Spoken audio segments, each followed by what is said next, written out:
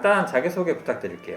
네, 안녕하세요. 저는 지금 필라테스 이제 1인 스튜디오 이제 운영하고 있고요. 그리고 제가 원래 전공이 이제 현대무용 전공을 했었고 대학원에서는 이제 스포츠학을 전공을 했습니다. 그래서 지금 만 8년째, 8년차 필라테스 강사로 활동하고 있습니다. 대학원을 하시고 필라테스를 시작하신 건가요? 아니면은 같이 이렇게? 제가 이제 무용과를 다닐 때 그때 이제 부상이 좀 많잖아요. 그래서 허리가 아팠어요. 그래서 무용수 트레이닝 센터를 갔었는데 그때 이제 필라테스를 배우면서 필라테스에 되게 관심이 많이 가서 필라테스 자격증을 따고 무용과를 이제 졸업을 하면서 바로 이제 시작을 했었어요. 네. 그럼 하시다가 뭔가 부족함을 채우기 위해서 아니면 어떤 이유로 그 대학원을 하셨는지 여쭤봐도 될까요? 네, 맞아요. 그러니까 이게 필라테스라는 그 직업 자체가 알아야 하는 지식이 정말 방대해요. 굉장히 내가 생각하는 것보다 훨씬 많더라고요. 그리고 이게 재활적으로 이제 운동이 들어가다 보니까 뭐 생리학적으로 아니면 뭐 해부학적으로 알아야 되는 것들이 많고 한데 그거를 좀 전문적으로 내가 이 분야를 지금 계속 하고 싶은데 좀 더 전문적으로 하고 싶다라는 생각이 들어서 좀 기다리고 있다가 제 지인분이 이제 1기시거든요. 근데 이제 딱 들어갔는데 너무 괜찮은 것 같아서 바로 저도 들어가게 됐어요. 현대무용 자체가 굉장히 파워풀한 동작들이 많고 이러다 보니까 그래서 지금 이제 여기 그림 보시면은 여자분도 되게 무용수 같이 옷을 입고 있잖아요. 그래서 필라테스 자체가 무용수들을 위해서 좀 고안도 되고 무용수들이 그 재활을 통해서 이 운동을 체험을 많이 하기도 하고 원래 초기에는 전쟁하고 나서 굉장히 아파서 침대에서 움직이지 못하는 사람들을 침대에서라도 움직일 수 있게끔 이제 기구를 만든 거였거든요. 그래가지고 그래서 무용수와 필라테스가 되게 굉장히 깊어요. 그리고 움직임 자체에서도 뭔가 모션들이 되게 엄청 딱 봤을 때 무용 같거든요. 그래서 그거를 무용과를 들어가서 아프다 보니까 필라테스를 하면서 제가 또 근데 가르치는 걸 워낙 좋아하고 하다 보니까 그거를 하게 됐어요. 필라테스를 하신 지 만 거의 8년이 되셨다고 하셨는데 네. 일단 그 일을 시작하시면서 가장 힘들었거나 약간 슬럼프였던 시기에 대해서 이야기해 주실 수 있으세요? 네. 그게 좀 약간 초창기 때 선생님들끼리의 그런 언쟁이나 아니면은 그러니까 되게 텃세라고 얘기해야 될까요? 네. 기싸움? 네, 기싸움 같은 게 은근히 있고 좀 아무래도 이 필드 자체가 여자분들만 이렇게 다 모여 있다 보니까 그런 기싸움이 되게 좀 세요. 그래가지고 어떤 분이 좀 되게 많이 괴롭혔어요, 일부러. 좀 약간 자격지심 있으신 분이었는데 그때 저를 진짜 좀 많이 괴롭혔었어요. 왜냐면 뒤에서 욕도 많이 하고 그리고 그거를 또 바깥에서 이제 또 돌아서 제 귀에 또 들리게 만드는 거예요. 그래서 사람 때문에 굉장히 힘들었었어요. 사실 이게 서비스업이다 보니까 네, 그렇게 해서 되게 슬럼프가 그때 있었고요. 그리고 또 좀 추가적으로 얘기를 하자면 초반 때는 잘 모르고 잘 못하잖아요. 그래서 서비스업인데 사람들을 어떻게 케어를 해줘야 할지 그리고 몸에 대해서도 내가 좀 자세히 잘 알고 있어야 되는데 잘 모르다 보니까 어쩔 때는 진짜 사람이 다치기도 했고요. 어떻게 보면 저 때문에. 그래서 트레이너들이 진짜 초창기 때는 좀 어쩔 수 없는 것 같기는 해요. 그게 자기가 적당하게 부하를 줘서 그 사람이 더 자극을 적당히 받고 몸이 더 좋아질 수 있게 만들어줘야 되는데 나로 인해서 오히려 더 안 좋아질 수 있고 운동으로 인한 부상들이 굉장히 많거든요.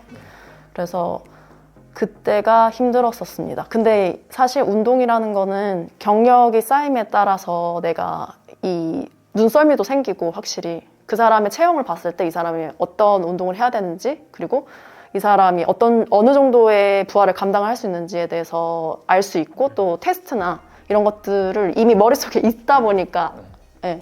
그래서 그때 초창기가 당연히 힘들었었던 것 같아요. 네. 짬에서 나오는 바이브가 생기는 거군요. 그렇죠. 짬이 진짜 중요하고 5년 이상 돼야지 아무튼 뭐든지 이게 딱 좀 내가 이제 좀 할 수 있다 이런 자신감도 붙는 것 같고 알 수 있는 것 같아요. 네. 그러면 이제 아마 시작하실 때부터 바로 이렇게 본인의 1대1 시합을 하신 건 아니시니까 네네. 그러면 이제 어디에 소속돼 있으실 때나 아니면 네. 이렇게 지금 혼자서 하실 때에 있어서 약간 장단점이 있으면 얘기해 주실 수 있으신가요? 그게 아무래도 직원으로 채용돼서 일을 하면은 시급으로 받기 때문에 좀 어떻게 보면 내가 시급이니까 좀 너무 작다라고 느낄 수도 있어요. 그 자체가. 근데 여러 가지 생각을 그러니까 지금 이제 1인 스튜디오를 운영을 하면서 보니까 그게 근데 적은 금액은 아니에요, 사실. 근데 아무래도 이제 내가 내 브랜드를 가지고서 일을 하다 보면은 내가 모든 것들을 다 선택을 해야 되고 그리고 초기에 들어가는 초창기에 들어가는 자본금이라던가 이런 등등등을 따졌을 때는 비슷하거든요, 시급이랑. 근데 장단점이라고 하면은 어떤 사업을 해도 다 비슷할 것 같은데요. 자기 브랜드를 가지고서 하면 그만큼 책임감도 더 따르고 내가 실력이 있어야 되고 브랜딩이 있으면서 또 멘탈이 정말 강해야 되니까 사실 제가 하는 거는 이렇게 좀 사업이라고 생각하기보다는 이제 좀 프리랜서로서 정말 이제 뛴다고 생각하는 개념이거든요. 사실 사업적으로 엄청 큰 사업은 아니니까요. 근데 그 세 가지가 굉장히 중요한 것 같아요. 네. 그래서 직원으로 있는 것도 물론 체험을 해서 내가 어떤 직원이 돼야 되는지에 대해서도 충분히 알면서 초창기는 그렇게 하면서 사장님이 하시는 거를 보면서 배우는 게 진짜 많아요. 그러니까 같은 필라테스 강사 선생님들 그리고 같이 있는 분들이랑 있으면 아무래도 팀이 있다 보니까 좀 외로운 것도 덜 하고 거기서 이제 아까 말씀드렸던 것처럼 사람 관계 때문에 힘든 것도 당연히 있고 그래서 모든 다른 회사랑 비슷한 것 같은데 배울 때는 당연히 그렇게 직원으로 일을 하고 나중에는 자기가 1인이라든지 아니면 진짜 사업을 운영을 할 수 있으면 하는 것을 저는 추천을 드립니다. 네. 브랜딩에 대해서 얘기하셨는데 뭔가 이제 개인 스튜디오를 운영하시면서 브랜딩을 할 때 네. 가장 노력하시는 부분? 가장 포커스하고 브랜딩이요? 있는 부분? 네. 그러니까 약간 뭐든지 차별성을 줘야 되고 내 강점이 무엇인지에 대해서 잘 생각을 하는 게 중요하다고 생각하고요. 그래서 제가 더 공부를 하려고도 하고 지금도 대학원을 졸업을 했지만도 계속 공부를 하고 어쩔 수가 없는 것 같아요. 그리고 특히 운동 분야는 굉장히 트렌드도 빨리 바뀌기도 하고 그리고 계속해서 새로운 지식이 필요하고 새로운 운동들이 나오기 때문에 계속 발전하면서 노력하면서 나가지 않으면은 계속해서 묻히고요. 그리고 특히 저는 강조를 하고 싶은 게 저는 이제 호주에서도 필라테스 강사로 활동을 했었는데 우리나라 같은 경우는 필라테스 시장이 완전히 풀이에요. 완전 그냥 공급이 진짜 과잉이에요. 왜냐면은 굉장히 필라테스 자격증을 따기가 쉽게 되어 있고 거기에 이제 자기가 이제 필라테스 강사가 되고 싶다고 마음만 먹고 몇백만 원 정도가 있으면 바로 시작할 수 있거든요. 근데 그거에 비해서 그러니까 시작할 수는 있긴 한데 그거에 비해서 진짜 막상 하면은 되게 힘들어요. 그러니까 좀 마음을 단단히 먹고 시작하지 않으면 금세 그냥 다들 그만두시는 분들도 굉장히 많거든요. 이게 들어가는 건 쉽지만 정말 들어가서 살아남기 너무 힘들기 때문에 브랜딩을 어쩔 수 없이 계속 해야 되는 것도 맞고 왜냐면은 지금 필요한 것들이 자기 몸 관리도 할 수 있어서 좋은데 보여지는 그 이제 이미지들 그러니까 아무래도 외적인 게 굉장히 중요하잖아요. 그러니까 필라테스 강사 선생님을 딱 봤을 때 우리나라는 진짜 딱 봤을 때 몸매가 좀 이렇게 필라테스 강사다운 몸매라는 게 있는데 사실 외국은 그렇지는 않거든요. 외국은 물리치료사들이 가르쳐 주는 거예요. 특히 병원에서. 그래서 필라테스를 한다고 하면은 주로 그러면은 병원에서 필라테스 그 물리치료 선생님한테 그 재활을 받았구나라고 인식하는 정도인데 우리나라는 진짜 미용과 관련이 되어 있기 때문에 좀 그 부분을 염두하시면서 가시되 또 재활적인 부분을 가지고 가야 되니까 이 세 박자가 맞아야 된다고 생각하고 근데 저 같은 경우는 필라테스가 어떤 운동인지에 대해서 궁금하기도 했기 때문에 전체적인 운동들 뭐 선수 트레이닝도 배웠고 또 뭐 운동생리학 그 외에도 지금 그러니까 웨이트 자격증도 있고 그러니까 자격증을 따야 될 게 엄청 많고 워크숍도 들어야 될 게 많고 이러다 보니까 그런 브랜딩을 하면서 나가는 게 진짜 맞고요. 네. 좀 진짜 내가 열심히 어떤 분야든 마찬가지지만 열심히 해야겠다라는 마음을 가지고서 가시면 그게 브랜딩 아닐까요?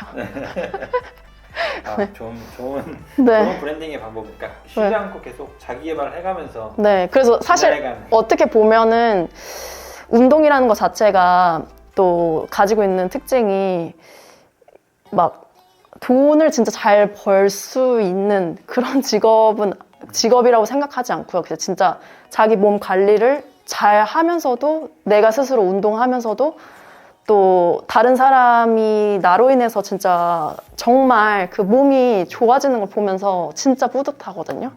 그래서 순수한 열정을 가지고 할 수 있는 분들이 할 수 있다고 생각을 해요. 네.